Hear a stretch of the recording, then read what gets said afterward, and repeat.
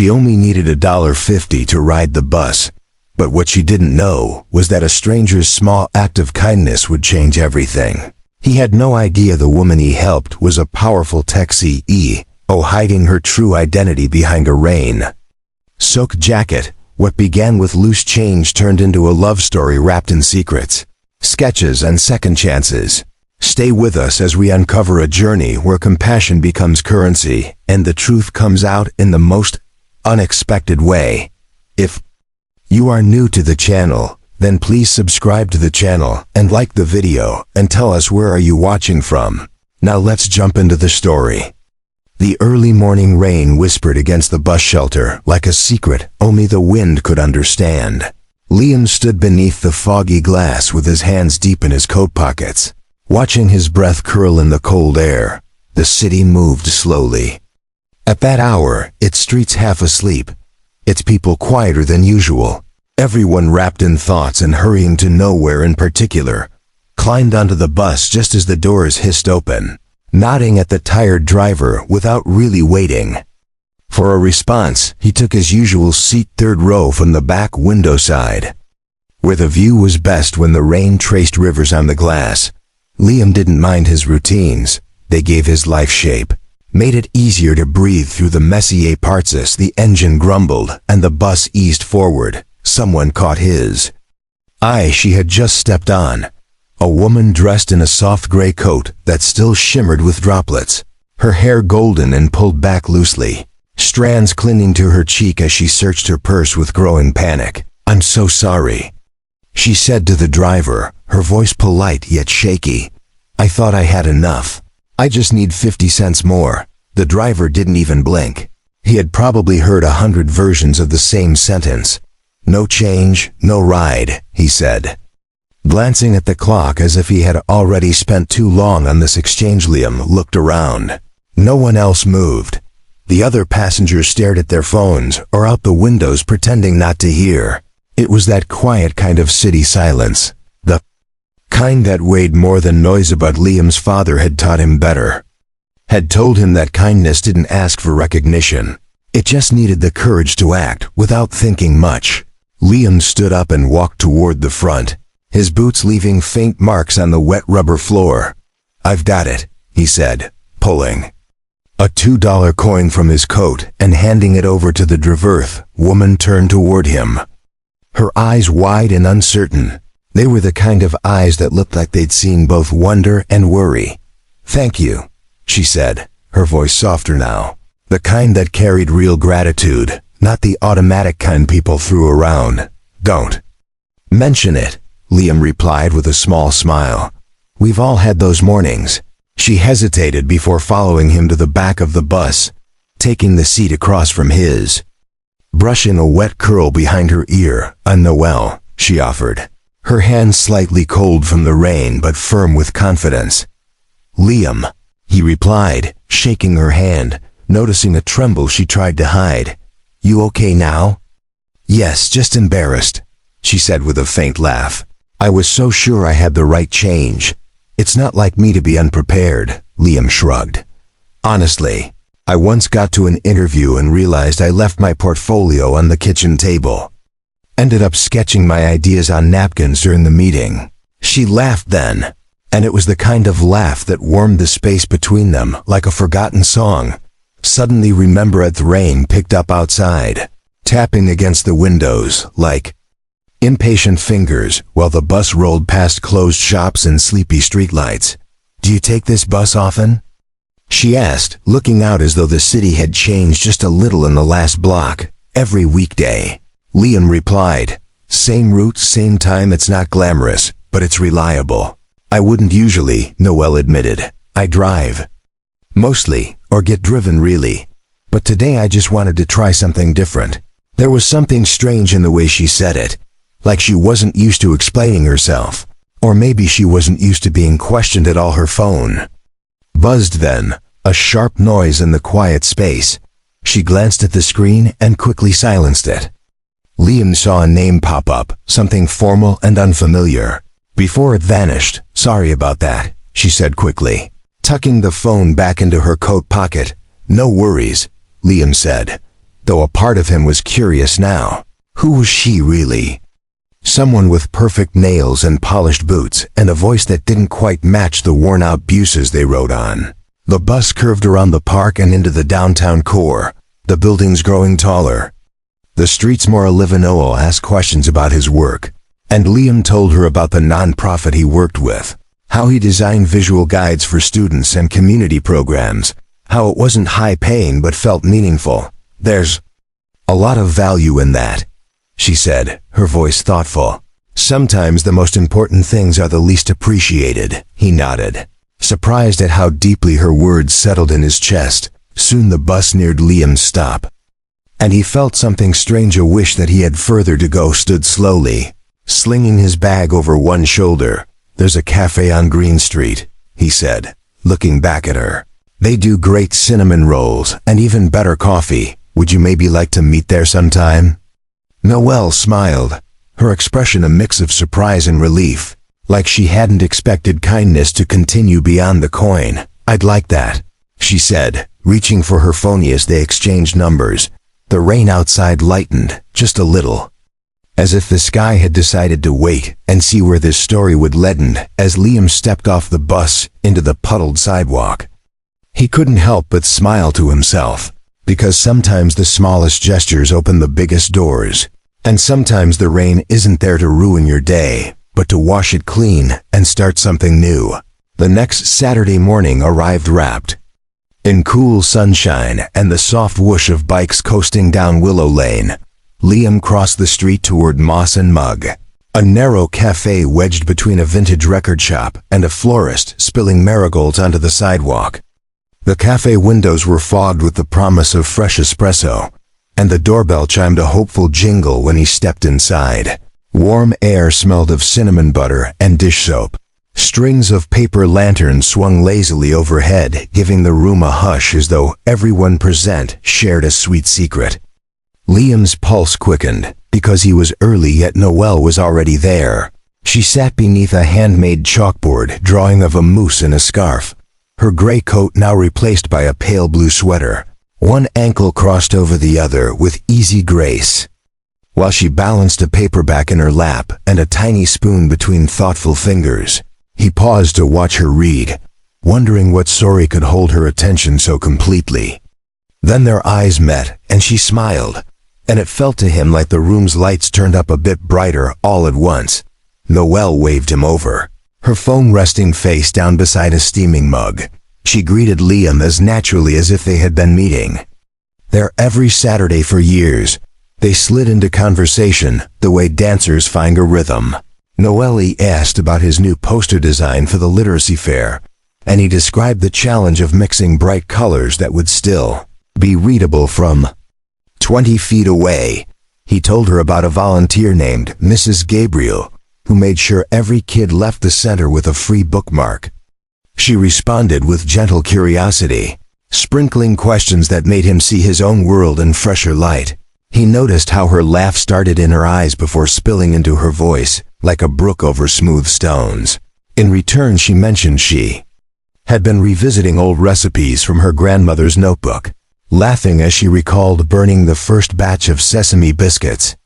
Liam pictured her elegant kitchen filled with smoke alarms chirping, and found the image oddly delightful.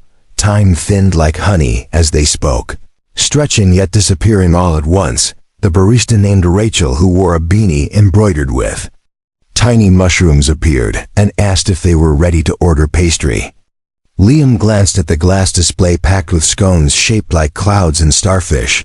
He pointed to a cloud one glazed with lemon zest, while Noelle picked a starfish sprinkled with poppy seeds.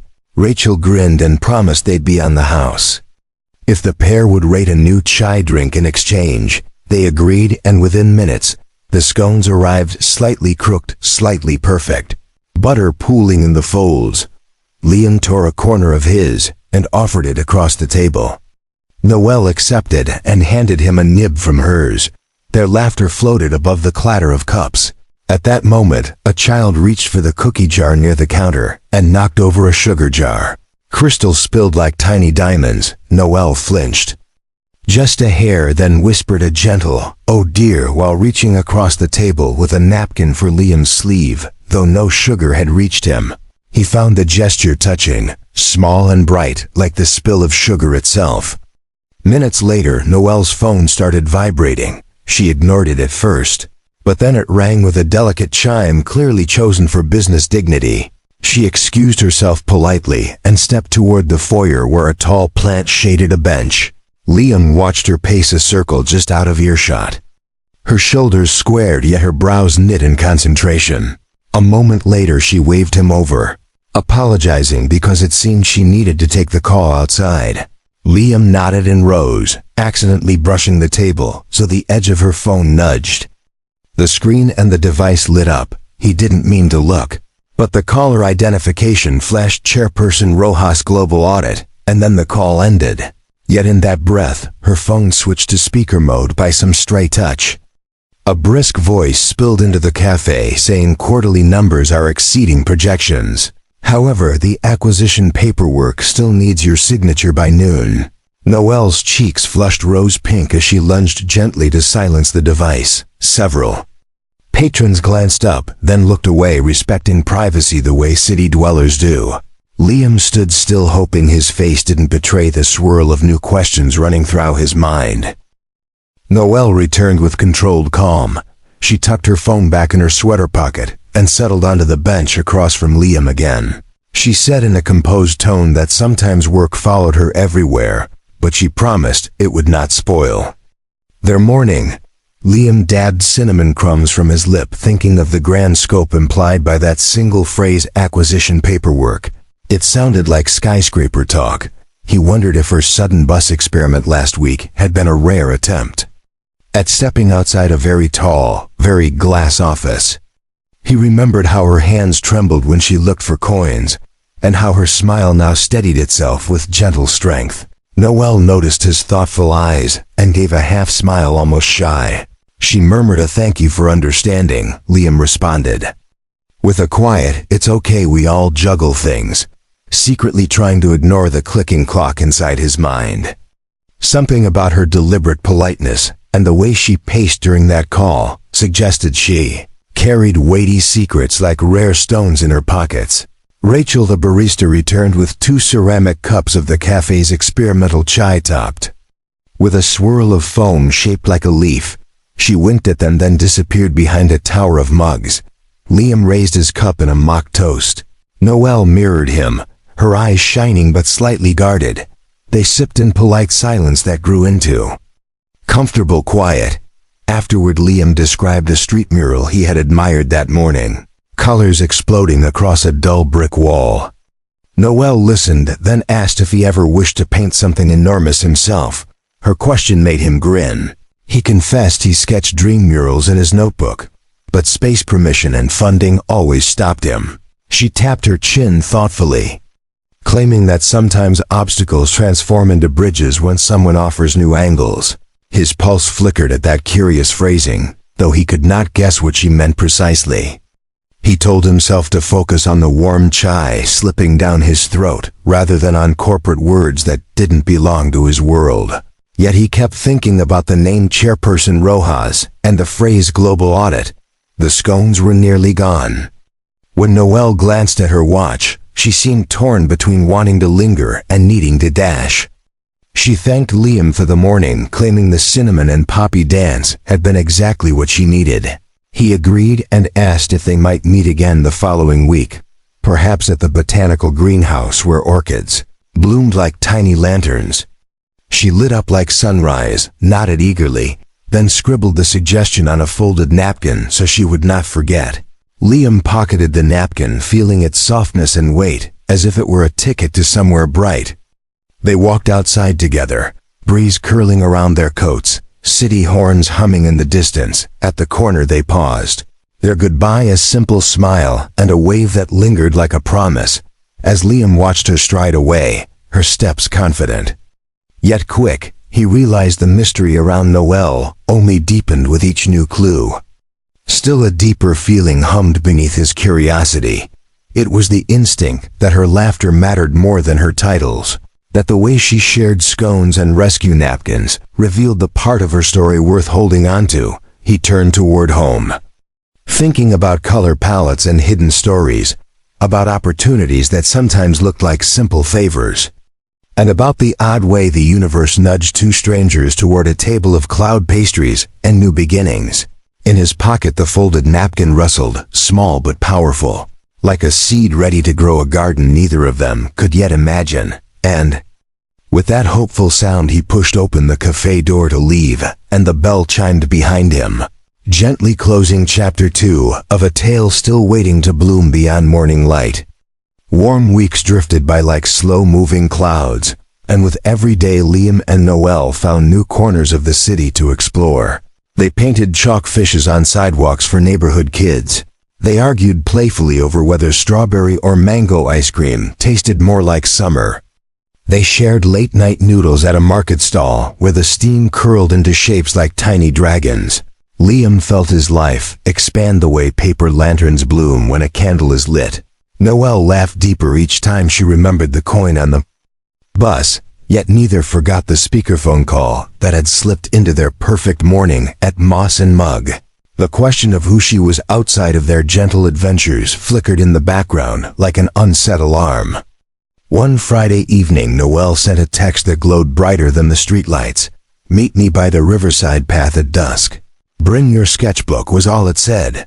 Liam answered with a thumbs up and hurried through his apartment, stuffing charcoal, pencils, a flashlight, and 2 granola bars into his battered backpack.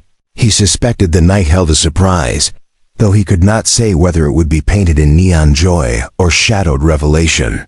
Still, he walked out the door with hope beating steady in his chest. The river curled along the edge of town like a silver ribbon, catching the last light of the sun. Tall reeds bent in the breeze and crickets tuned their tiny instruments. When Liam reached the old stone bridge, he spotted Noelle waiting near the water. Her pale blue sweater from their cafe visit had been traded for a soft green jacket cinched at the waist, her hair loose and fluttering like a small flag of freedom. In her hands she held 2 thermoses that sent out wisps of cocoa-scented steam. Liam took one with a grateful nod. Their fingers brushed, and that familiar electric kindness pulsed between them. They followed a dirt path until it widened into a grassy bank. Fireflies began emerging, shy sparks at first, then bold lanterns, rising and drifting like stars shaken loose from the sky. Noelle dropped a blanket onto the damp grass and they sat, knees almost touching. She asked Liam to sketch the scene, and he obliged, flipping open his pad. With swift lines he captured the bend of the river, the hush of the reeds, the scatter of light that fluttered around their heads. Each stroke felt like breathing, calm and necessary. For a while they shared quiet sounds, the scratch of pencil, the pop of distant cricket calls, the gentle swirl of cocoa in their cups. Noelle watched him draw, her gaze soft yet weighted, as though she were storing each detail for years ahead. Finally, she exhaled a long breath that trembled at the end. Liam looked up and saw the reflection of fireflies in her eyes, each tiny spark mirrored, like truth begging to be spoken. "There is more about me than I have told you," she began, her voice steady but low. "And it feels unfair to let your drawings of me stay incomplete." She smiled sadly, tapping the sketchbook. "You deserve all the outlines, even the difficult ones." Liam set his pencil down. The nearby river sighed against stones. "I'm listening," he said, simple words, open space. Noelle turned toward the water, her profile cut against the last orange streak of sunset. She told him that Orbit Bike Technologies began as a single line of code in a college dorm. She confessed that the company ballooned beyond her most daring dreams. She described sleepless nights calculating risk, morning meetings with investors who measured days in millions, charity dinners where everyone spoke in currencies rather than memories. Then she explained how that world, fast and gleaming, sometimes felt like a glass tower without doors. As she spoke, her tone shifted between pride and weariness. Her hands traced shapes in the air, like she was both mapping skyscrapers and wishing to erase them. She admitted the bus ride had been a test to see if strangers would see her as no one special. Her voice cracked when she spoke of the relief she felt when Liam offered those 2 coins without hesitation, because in that moment she had proof that the world might meet her with kindness rather than calculation. Liam listened, letting every word settle like pebbles sinking into clear water. He glanced down at his sketch, at the way Noelle's outline curved gentle and strong beside the river. He realized nothing she said changed those lines. If anything, it deepened them, adding weight and story the way shadows give depth to dawn. He reached for her hand, her fingers cold now that the night had grown cooler. He covered them with his own. "I don't own a tower," Liam began, keeping his voice calm. "But I do own my choices." He squeezed her hand lightly. "And I choose to stay right here, by this river, by your side." Tears welled in her eyes, though they did not fall. Instead, they caught the glow of a passing firefly and sparked gold. She laughed then, a shaky breath of disbelief and joy mixing together. She squeezed back, whispering thank you, like a mantra healing an old wound. They sat in silence. For a long minute, the fireflies drifted in closer, swirling around their joined hands until it looked as if the night itself were celebrating. Liam lifted his sketchbook again and began a new drawing. This time he outlined 2 figures side by side, a halo of tiny lights encircling them. He labeled it Firefly Confessions because that name tasted true. Noelle pulled something from her jacket pocket, a slim envelope sealed with a wax stamp shaped like a comet. She handed it to Liam, explaining it contained 2 tickets to a weekend art retreat outside the city. Cabins by a lake, time to paint, to be small and human. She asked him to join her. No entourage, no board meetings, just them and the smell of pine trees. Liam nodded before words could form, tucked the envelope into his backpack, and promised he would come. The river kept murmuring while the sky shifted from indigo to ink. Crickets replaced birdsong. The blanket beneath them grew damp with settling dew, yet neither felt urgency to leave. They spoke softly of possibilities, of murals and mentorships, of how money could be a tool, but never the architect of happiness. Every so often a firefly perched on Noelle's shoulder or tangled in Liam's hair, brief sparks reminding them that wonder thrives in the simplest darkness. When they finally rose to walk back, they did so hand in hand, the path lit only by distant street lamps and the living lanterns floating around them. Each step felt lighter than the last, not because the world had grown easier, but because secrets had been shared, burdens halved. Liam glanced at Noelle, her face tranquil, her posture taller. He sensed that telling the truth had unfolded new wings inside her, wings that would carry them both towards something bold and bright. They reached the bridge where they had first met that evening, paused, and turned to watch the river one last time. The fireflies behind them painted lazy constellations. In the darkness, Noelle whispered, "This was my favorite board meeting," and Liam laughed, his voice echoing across the water. He kissed the back of her hand, and together they stepped onto the bridge. Hearts lighter, futures intertwined. The night closed. Around them in gentle applause, commas marking every moment of a chapter no longer hidden, but brilliantly alive. 6 sunrises after the firefly night. Liam woke before his alarm. The sky beyond his window held a peach-colored hush promising fresh beginnings.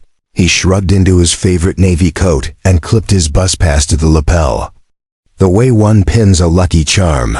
Downstairs, his neighbor Mrs. Fenwick watered her geraniums in pink slippers and offered him a smile that smelled faintly of peppermint.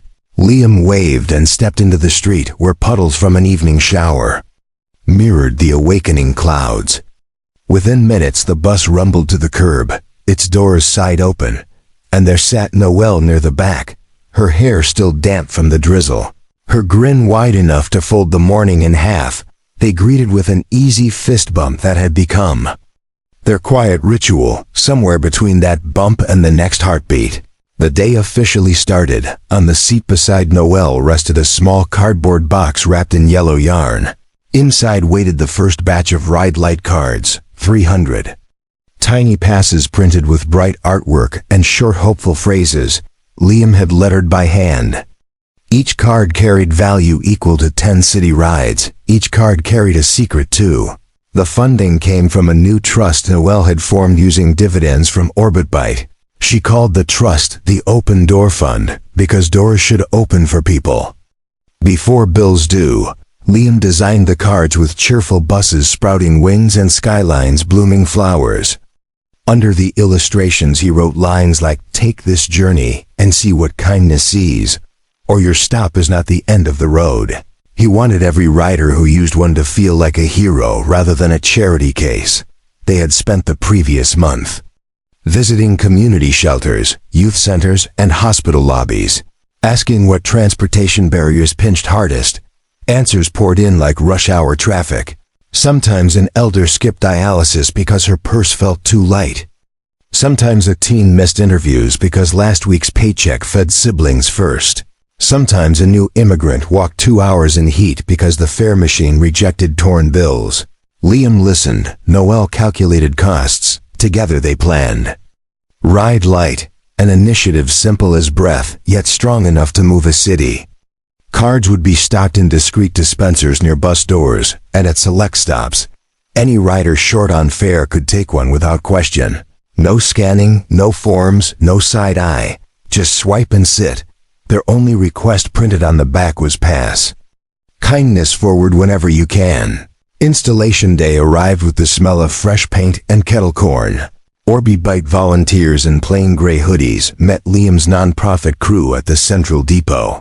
They lined up the slim silver dispensers Liam had sketched and Orbitbyte engineers had manufactured overnight with laser cutters. Noelle in jeans and sneakers supervised with a clipboard, yet helped lift units onto buses herself. The driver union president watched from the curb, arms folded, then softened when Noelle asked his opinion about dispenser height, so wheelchair users could reach easily.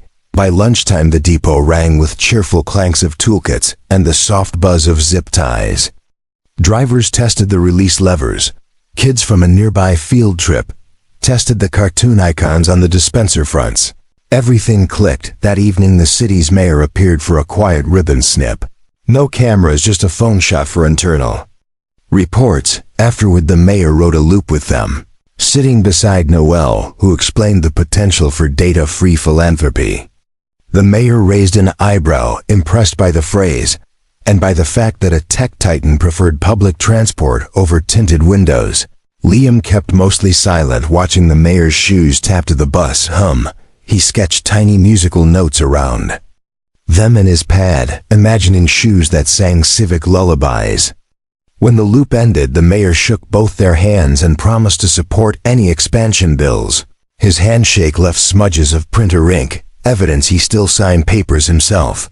A week later the true test arrived on a misty Monday. Liam and Noelle took their usual backseat, ready to witness impact firsthand. The bus was half full. Breaths fogged windows. Morning news murmured from a pocket radio. At the third stop, a teenager boarded wearing a rumpled orchestra uniform, violin case slung across his shoulder. He dug into his hoodie pouch and froze. Coins clinked sadly, 40 cents short. The driver sighed, frustrated but not cruel. Regulations left little wiggle room. Before the teen's shoulders could slump farther, the new ride light dispenser winked from the railing. Liam nudged Noelle, who nodded silently. The teen noticed the bright icon of a flying bus. He read the directions, hesitated, then pinched a card between trembling fingers. He slipped it into the fare slot, and the machine flashed green. Paid in full.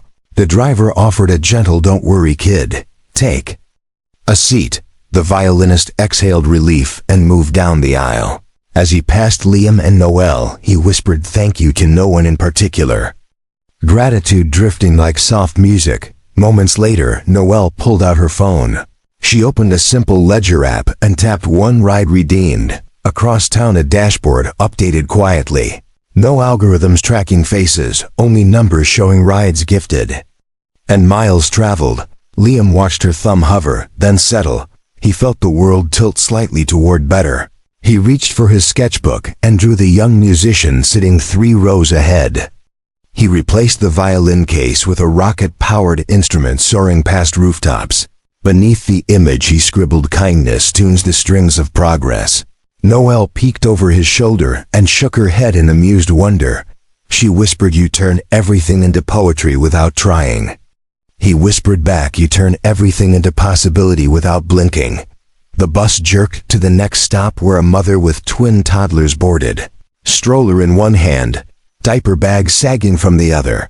She too fumbled for fare. Coins scattered. Like startled crabs, before tears could form, the boy in the orchestra jacket stood. He retrieved a ride-like card from the dispenser and offered it with a shy bow. The mother's face brightened as though sunrise happened indoors. Passengers witnessed the exchange. Confusion melted into smiles. Within seconds, someone at the front offered to fold the stroller.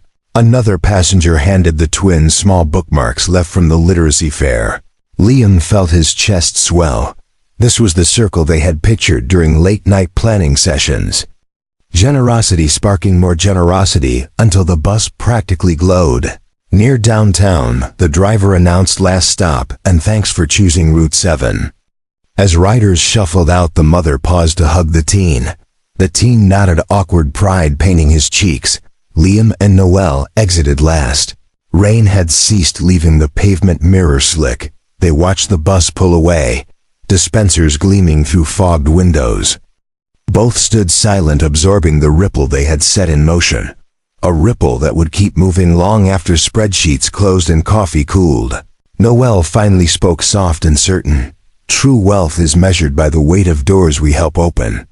Liam replied, "Mom always told me a coin freely given multiplies in unseen pockets." They laughed at how their sayings braided together like vines climbing the same trellis. They linked hands and walked toward the nonprofit studio where fresh mural proposals waited.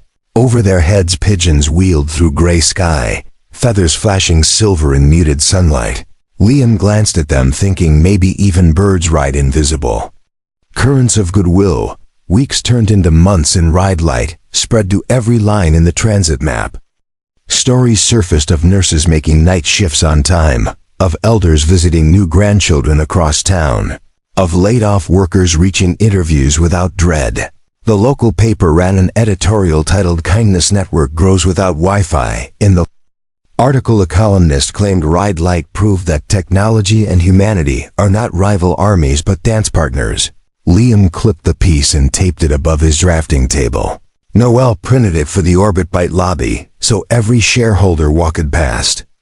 Tangible proof of purpose. On the anniversary of the first coin, they returned to the river path where fireflies once crowned their secrets.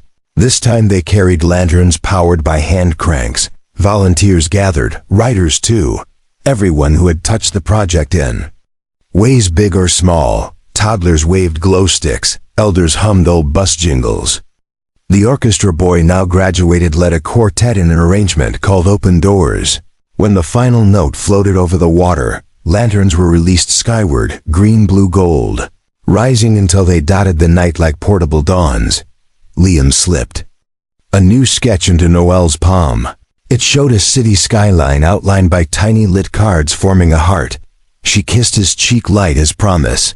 Under that endless canopy of moving lights, Liam thought back to the rainy morning when a simple coin bridged 2 strangers. He marveled at how far they had traveled since then, not in miles but in meaning. Noelle squeezed his hand and whispered, "Journey continues." He nodded, knowing tomorrow another rider would reach a dream, because a small card waited by the fare box. And another after that, the circle wide, the circle bright. A living mural painted not on walls but on hearts. Signed quietly with every act of everyday courage and every comma of compassion.